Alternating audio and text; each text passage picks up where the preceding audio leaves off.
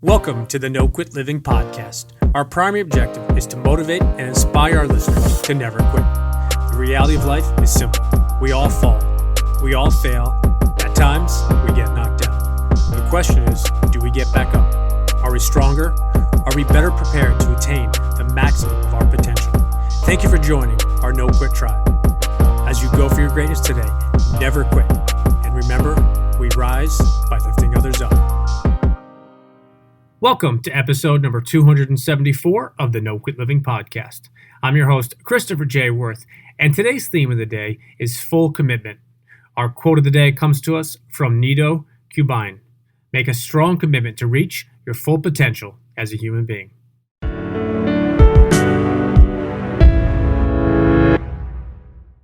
I was first introduced to our guest today after I read his book, Willpower Doesn't Work. Ben Hardy shares some really interesting perspectives today, and I think you'll really truly appreciate his knowledge on many different topics. I hope you enjoy today's episode. Ben, I'd like to welcome you to the No Quit Living podcast. Thank you, man. Grateful to be with you. Appreciate it. So the first question we ask everybody is, are you ready to bring it today? Yeah. Yes, because of you. You brought it already. Awesome. You woke me up.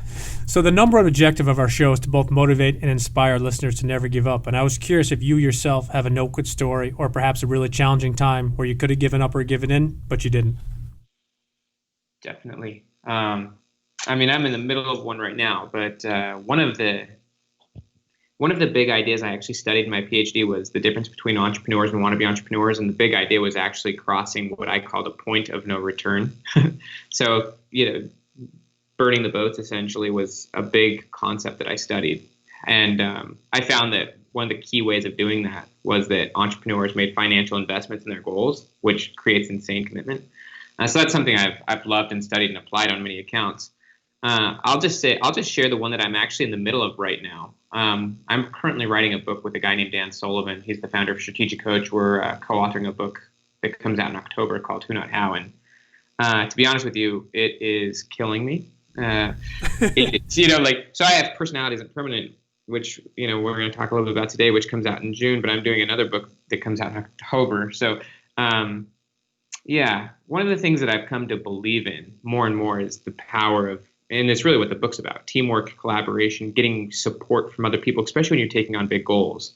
And this book, I actually got really, really sick last week, and I'm still have slightly like a stomach flu or something, but I think I just got overwhelmed just by this project and the other things I'm doing. But luckily I've got some good collaborators and supporters to help me kind of commit to just don't throw in the towel, you got this. And I think that we need that support. So I'm in the middle of one right now. I'm going to complete this project. I'm going to do well with it. But one thing I heard from Bo Eason, I was once at one of his masterminds, and he said that he loves things that last forever. And so I like things that are points of no return. I like, so I'm married, that's a no quit ever, even though there's ups and downs, have 5 kids, that's a no quit ever. I like things that are points of no return. I appreciate you touching that, and we were fortunate to have Bo on the show as well, and he's an amazing guy. And I love how you just touched on the point of no return. It's obviously something that coincides with our no quit tribe. But I want to just repeat something you said, because I'm not sure if our listeners got it. Is you have 5 children, and I think that within itself is a non-going, non-quit story, probably 24/7, 365. So kudos to you on that. Thank you, man. Yeah. It was a wild, it was really my wife's goal, my wife's plan. It was the first year we'd moved to Clemson, South Carolina. I was in my first year of my PhD program. She was actually in the first year of her master's program in social work. And she just always wanted foster kids. She'd grown up with tons of foster kids in her home. Never really an intention of mine, even though my father was adopted. But once we moved out to South Carolina, we just decided we're going to go for it. And our first placement was 3 kids, 3 siblings, ages 3, 5, 7, Caleb, Logan, Jordan, boy, girl, boy. And talk about getting thrown into the fire. And what's interesting though, it really actually getting the foster kids mixing that with many other experiences and also my background in psychology. But that's what led to me writing Willpower Doesn't Work, because there's a quote from William Durant, the historian. He said that, the ability of the average person could be doubled if their situation demanded it. And that's really one of the core findings in psychology, is that people are the product of their context more than they know. And so our kids came from a bad situation, bring them into our situation. They've got, obviously it's not the best situation in the world, but they've got more freedom. But also you give 2 graduate students 3 kids with a lot of emotional needs, and we've got to learn and grow and figure stuff out fast. But one of the things that we both decided, which kind of really connects with your concept, is that we decided, because a lot of foster parents, especially ones who want to adopt, they're really scared to emotionally commit to the kids because there's obviously a huge chance that, the parents will get them back, or just who knows, the system won't like you. Like, you've got very little rights.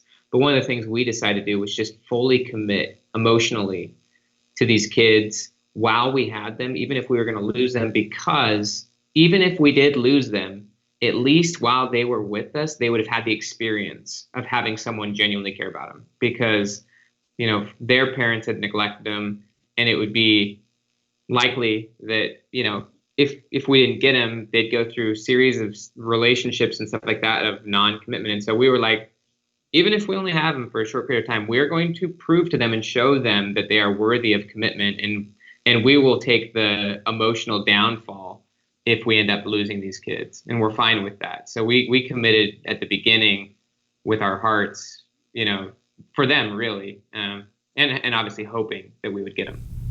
That's incredible, and I think it's amazing how people can put themselves out there and want to, in essence, help other people, and it's obviously what you guys did, and I think the interesting perspective you touched on is you have to learn along the way. There's nothing that teaches you, and I don't think any one book or one video is going to have you all of a sudden fully understanding. But I think the thing that you touched on, which probably resonates well with our listeners, is again what you referenced now twice, is fully committing to it. And I think that's the big thing is, commitment is something you have to do fully. I don't think you can ever half commit to something, because you're never going to succeed. And I always use an analogy. It's like being half pregnant. I've never known anybody to be, half pregnant. Either you're pregnant or you're not. Either you commit or you don't. So I'm glad you touched on that. Yeah, I mean, there's actually a lot of cool science, that really backs up everything you're saying. So Clayton Christensen, the Harvard business professor who recently passed away, he had a statement that made a lot of sense. So he said that 100% commitment is easier than 98% commitment, or, holding to your principles 100% of the time is easier than holding to them 98% of the time. And the reason that's true is that if you're 100% committed, you've made a decision, you've made a commitment, and therefore you no longer have to think about what you're going to do. Just as an example, if you commit to, let's just say, a specific diet, or like not eating sugar for a period of time, then in any given situation you're in, you don't have to weigh the situation. You don't have to think, is this one of those times? If you're only 98% committed to something, then in literally every situation you're in, you've got to ask yourself, you go through this mental tug of war. Is this one of those times when, like, it's one of the 2% situation? And when in that mental tug of war is what psychologists call decision fatigue. You burn yourself out trying to weigh a decision. So in every situation you walk in, you actually don't know what your outcome's going to be. You don't know what you're going to do, which is really bad for willpower. Drains the willpower, and usually, or more often than you want to admit, the situation wins. So making decisions 100% is really good. I mean, Michael Jordan said, "Once I make a decision, I never thought about it again." And so, like, decision fatigue, you don't want that. You want to set your life up so that you know what's going to happen. So commitment's really, it makes life easier. It eliminates options. It eliminates a lot of bad options too, and it allows you to be in flow and just get the results you want. It's really key how you just touched on that, and as you were saying that quote about 100% commitment versus 98% commitment, and as you explained it, and obviously putting the science behind it, it's really fascinating because it does take away that choice and that decision. And when you commit to something, you're fully in it. You don't have a choice after it. And I'm just glad you touched on that. Before we jump into your new book, and with your background, I'm just curious about this question: is how do you personally define success? I love it. Man, I don't know. I mean, my definitions of these things continuously evolve as I learn new things. I think right now my definition of success is, being the best version of myself right now, which for me means doing very well in my core values, So in my core values, my core roles. So husband, father, but even with my skills and my ambitions, like I wouldn't consider myself successful if I wasn't laying it all out on the court. You could say in my career, like I'm striving for huge goals, but I have a quote that I live by, that no other success can compensate for failure in the home. Like that's something I believe in and I value. So I do pursue big goals in terms of finances and in terms of other things that can stretch me and sometimes pull me away from my family. But at the same time, I fast say no to and reject and often throw off my plans to balance back. And I spend a lot of time with people who are older than me, people in their 70s and 80s. And I often ask them, what would you do if you were 32 years old? And the common advice is spend more time with your kids. And so, I've got 5 kids, and I love investing in them and valuing them and watching them succeed. So more and more my family is success, but also clarifying, defining, living out my purpose in the way that I choose to live it, and doing it well. So you touched on goals for a second, and I want to just get your personal perspective on that. As I have read, and I know there are people that fully believe in goals. Some people talk about how goals don't work. Some people say how they've been invaluable in their personal and professional development. What is your 2 cents on goals, and whether or not any of our listeners really buy into it, or maybe just you have a different opinion on the matter? Yeah, I from a psychological perspective, I think that it's impossible to not have goals. I think every behavior is goal driven. There's a reason why you're recording this podcast, even if you choose not to define where the outcome's going. There's a reason why I stopped to fill my car with gas. And so you could call it a reason or you could call it a goal, but to me, it's the exact same thing. Every behavior is driven by an outcome. And for me, that is a goal. So I think it's nonsense to think that goals are a bad thing. Now, choosing to be explicit about those goals, I guess you can go into an argument. Is it worthwhile to have goals, or just to fall in love with the process, or just to, I can see both sides, and I've weighed both sides heavily. For me, I definitely believe in being intentional, being explicit, beginning with the end in mind. And so for me, having specific goals is, to me, essential to living an intentional life. And for me, intentionality is key for living your life in a direction. Now, I also believe that your current self is different from your future self. And so your current direction is going to shift with new experience, with new information, with new ideas. And so it's fine for your goals to adapt. But goals are what lead you to a process. You wouldn't actually engage in a process if you didn't have a goal. And also the specificity of the goal clarifies the process, and the results you get along the way determine how you adjust that process. And so you can't have a process really that has a purpose and is refinable without a desired endpoint, in my opinion. No, I think that's really interesting how you said that, and I think it's so important to tie something to, and you mentioned something which we often touch about which is beginning with the end in mind, and we talk about quite a bit with our clients, reverse engineering a goal, an objective, and a perspective. So I'm glad you were able to elaborate on that for a bit. So I want to jump into your new book, Personality Isn't Permanent. I wanted to just kind of get your 2 seconds before we go into a little bit is what led you to writing this book? Yeah. So, I have a huge bias for change. I believe that change is possible. I believe that change, growth, learning, development are huge aspects of why we're here on this planet. And I think that life is, an educational experience. And so I believe that people can change, even when there's many evidences to the contrary. And I often believe that when we don't see change, it's not because change didn't happen, but it's because our view is so dogmatic. In psychology, we call it selective attention. But we, as Stephen Covey said, we don't see the world as it is, we see it as we are. We see ourselves, from our own view. We see our past, not as it is, but as we are. And so I'm always interested in science, but also in just the most compelling and most important ways in which people can make desired change at deep and also shallow levels. And I was reading a couple books last year, back in 2018 or 2019, I guess. But I read the book, The Body Keeps the Score, which was an important book for me. It's all about trauma. And one of the things that the guy talked about, Bessel van der Kolk, is that traumatic experience lead to what's called a frozen personality. And he was explaining that when you have a traumatic experience that, emotionally you get stuck in the past and you stop emotionally developing as a person from beyond that point until you resolve it. And there's a concept called refractory period in psychology, which is basically the amount of time it takes to emotionally recover from an experience. So like if a basketball player misses a shot and they feel really bad about it, and then they don't get back on defense, and then they don't shoot the next shot because they're too scared. And it may take 5 minutes to recover for a basketball player. Hopefully, like people like Kobe Bryant said, they had a short memory. They just would shoot the next time because they're fine facing failure.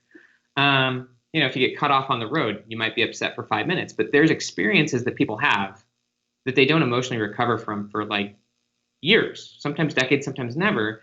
And those experiences freeze your personality. And there's obviously many other ways why personality gets stuck or repetitive. But when I was learning about that, and when I was learning about how trauma eliminates or destroys people's imagination, and how imagination is so key to kind of defining a future self, goals, building confidence, moving forward, I just started to think, okay, personality is such a big subject. I haven't seen a really good book tackle this. It's a heavy subject. It's the most fundamental subject in psychology. I just felt like I wanted to take this thing on. It was a lot harder, a lot deeper of a book than Willpower Doesn't Work. And it took a lot heavier lifting, a lot better writing, a lot deeper storytelling, better explanations. It's going to probably be scrutinized 1,000 times harder by a lot of people. But I just felt like I've never seen a book really try to explain this and why personality is the way it is and how it actually can and does change. So follow-up question to that, and I appreciate you touching on what you did and the reasons why you wrote it. And I'm just curious, what are the common myths of personality? Yeah, I mean, the first kind of most obvious one is that personality exists in types, like that there are personality types. Like the idea that personality is types and that, personality tests like Myers and Briggs will show you your personality type is very surface level psychology. Like throughout my PhD, we had it hammered that type-based tests are non-scientific, like the DISC, and they'll do their own science, but like they're nothing I would personally put stock in. And the science is pretty bogus on most of those tests. I would argue all of them. Type-based tests. I would say if you want to base your life on a type, maybe just go with Hufflepuff, Gryffindor, or something like that. No, seriously, like it's that mythical. It's just a perspective, but there's many problems with these tests. But also the main problem is that whatever score you get is assumed to be who you always are, when generally context shifts who you are. In some situations, you're going to be more excited. In some situations, you're going to be more quiet. So like there's a lot. What they've found now is that the longer the interval between two tests, the more the tests will be different. There was also some research that showed there were two separate groups. One group got the same test twice with the same administrator. Same person gave the tests, at two separate times, and the tests were pretty similar. The other group got the same test twice, but two separate administrators. And for the group that had two separate administrators, their scores were totally different. It just shows that how you take a test is based a lot on the setting. It's based on what you're doing. There's a lot of research also now that just shows your personality is going to change over time regardless. But the more intentional and the more imaginative you are and the more courageous you are, your personality can change in desired directions. And so, the last thing, and I will say this is crucial. The thing that's so destructive about those type-based tests is that the type, or whatever score you get, which a lot of people get to some degree, some satisfaction out of it because it defines their identity.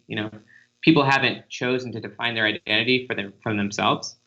And so this test can actually give you an identity. It can, I'm an extrovert, or I'm an ENTJ or whatever. And that identity then becomes your view of yourself in the world.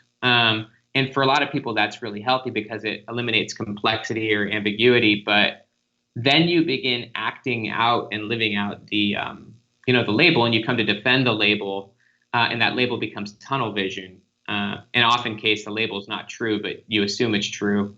And in my opinion, labels could and should be chosen to accomplish goals. Like if I want to become a writer, I could call myself a writer, and that may help me.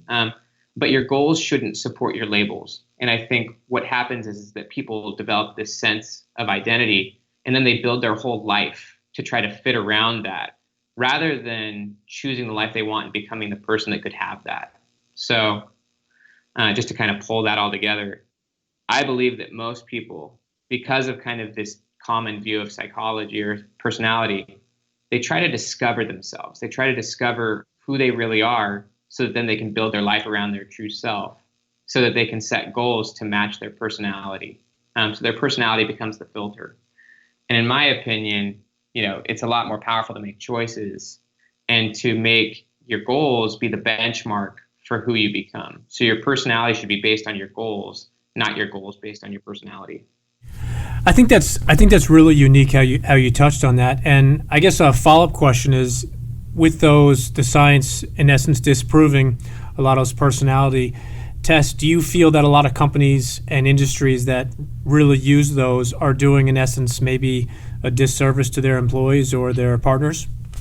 Not really, because in business, you've got to be super efficient.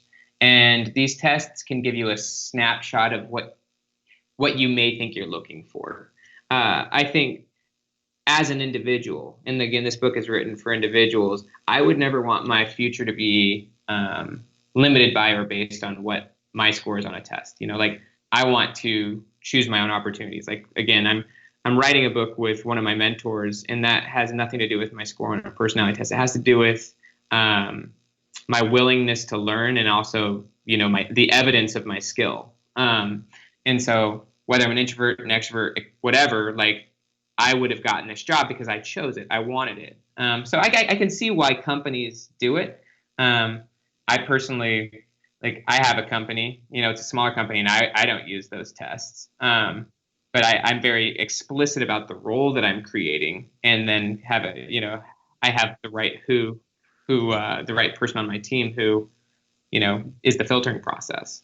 But I can see why companies use them, and I don't necessarily think it's that big a deal personally. And, there's lots being written, to be honest with you. If you actually Google it, there's lots of great New York Times pieces and other pieces coming out about kind of the lore of personality testing in corporate America and whether it's effective or not. It's definitely a fad. It's not something that is, it's cultural. It's recent, and it's not, I imagine it's a fad that in 20, 30, 50 years could be over. Who knows?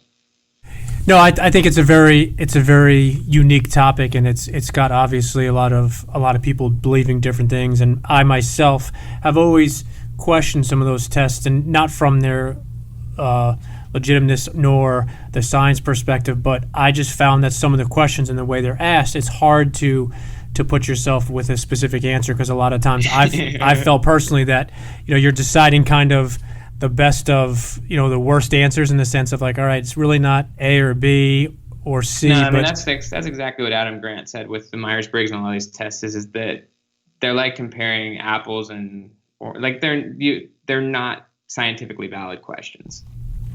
No, and it's interesting in the financial world, in the business world. I know a lot of companies will use not these specific tests, but they kind of tailor their own tests, and a lot of ethics, a lot of determination, and again, it's some of the questions that you take them and you're like, it's really none of these, but I kind of have to pick one of them. And you know what? I think maybe it's B, and I just think it's a very difficult test to put yourself behind, because a lot of times the answers are not exactly one of the four. Yeah, no, well, and just the truth of the matter is, there's a lot of great research showing now that your role in whatever situation you're in is a huge predictor of your personality in a given situation. So if the role demands you to be a certain way, you're going to, obviously there's some people who bring certain characteristics to the table, when obviously you'd like to look for those characteristics, but the role is going to bring those characteristics out even more. And when you leave that role, those characteristics often go. But But also, again, whatever profile you're getting, it's a snapshot. I mean, just think about who you were 10 years ago. Literally, like there's a lot of good research from Harvard psychologist Daniel Gilbert. He talks about personality change from past to future. And if you really think about, one of the things he asks and studies on people is like really legitimately think about who you were 10 years ago. Think about what you were interested in, think about what your goals were, think about your relationships, think about your environment, think about your habits, think about your beliefs. Some of them probably persisted, but I bet a lot about you personally has probably changed. Would you agree? Oh, 100%. Yeah. And so there's a funny quote actually from Alain de Botton, the British philosopher. He said, anyone who is not embarrassed by who they were 12 months ago didn't learn enough. And so the idea is this. Again, going back to intention and courage. If you're actively seeking experiences that are new and different, if you're acting maybe in alignment with a designed future self rather than kind of acting subconsciously as your former self, if you're actually being intentional and actually pursuing something specific, which requires you to do things you didn't do yesterday, but acting kind of more like your future self, you're going to create, you're going to have emotional experiences. You're going to ride up and down waves. But if you're willing to be bold and try new things, you're going to have new experiences. And the more new experiences you can have, let's just say in a 3-month interval, like the more your views are going to change. I would say the big challenge with most people, and maybe why their personalities are more predictable over time than they need to be, is because they're not actively and intentionally and courageously pursuing something specific. In the words of Alain de Botton, they're not learning enough. Learning is the door to change. Courage is often the doorway to learning. But I would just say the more intentional and courageous you become and the more active you are at learning and becoming, the more you're going to be a different person. And maybe at some point, I think there's a lot of research to this, people become less interested in new experiences. They become a little bit more fixed in their mindsets, a little too dogmatic in their story of defining themselves. And they stop having goals. They stop being imaginative. They stop seeking new experiences, stop being around new people. The research does show that people's openness to new experiences and willingness to be wrong fades over time. And I think if you're willing to keep learning and seeking bigger, newer, interesting novelty and intensity, you're going to keep learning and you're going to keep evolving, which I think is healthy. No, I think it's a fascinating topic, and I think challenge and change and evolving and the thing you just said before is learning. I think it's so important to continue to just try to become better or more knowledgeable in different things, and ultimately I think obviously you'll change and you'll become that better version of yourself. And so for our listeners who want to not only find out more about you or also get your book, what's the best way for them to follow you on your website? Do you have a lot of information out there, and also are you active on social media? Yeah, I mean, I would just say start with benjaminhardy.com. That's the first place to go.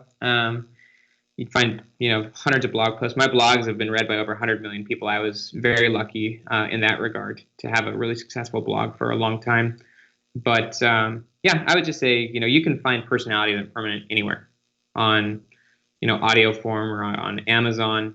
And I believe that the book will challenge, people's thinking. It took me a long time to write. I think it's up there. I know the types of books that are written in this genre, and I think that this is definitely top of class.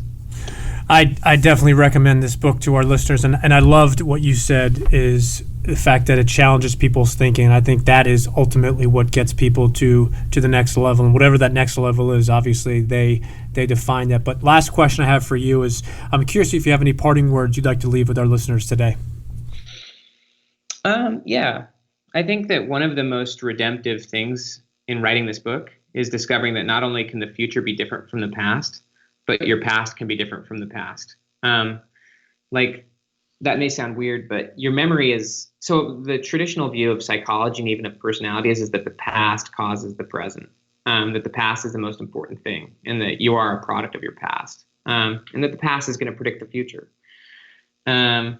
I'm more of a fan or a believer of my future predicting my present, but what my desired future predicting where I'm going right now. But what's really amazing about, just thinking about history for a minute, history changes as time goes on, as we get more context. Context shapes the meaning of content.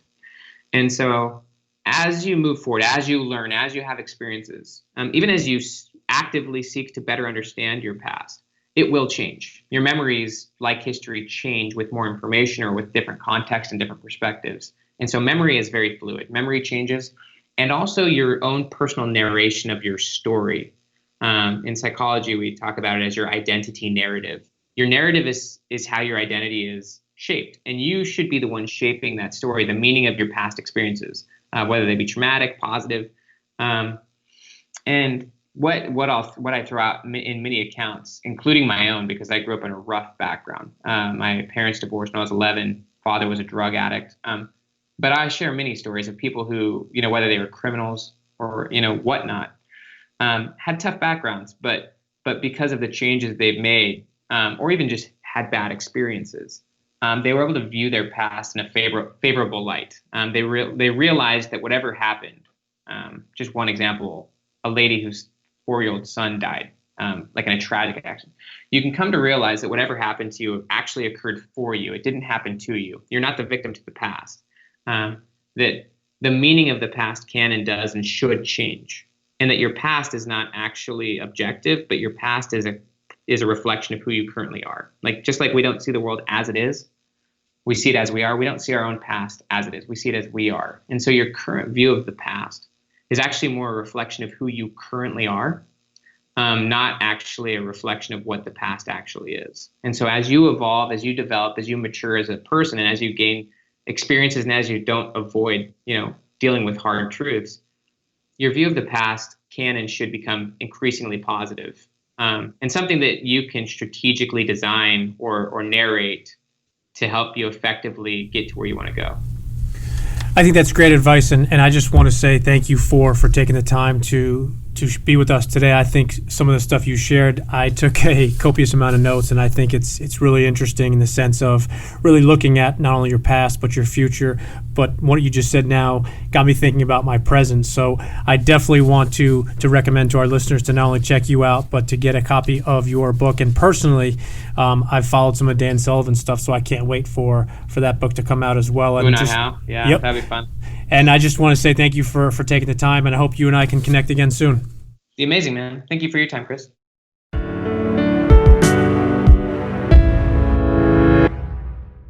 Thank you for listening to episode number 274. Ben is an incredibly intelligent individual, and he has done a lot of research on many different topics. I really enjoyed talking to him and learning so many different things when it comes to goals, personality, as well as the way you look at your past. So I challenge you today to possibly look at your past just a little bit differently. I don't mean to automatically just snap your finger and change the narrative, but perhaps look at some of those things as happening for you as opposed to happening to you. And remember, we rise by lifting others up. And lastly, to our listeners, thank you. We truly appreciate your time, and we hope our episodes inspire you to keep on attacking life and never giving up. To quote Dr. Norman Vincent Peale, it's always too early to quit.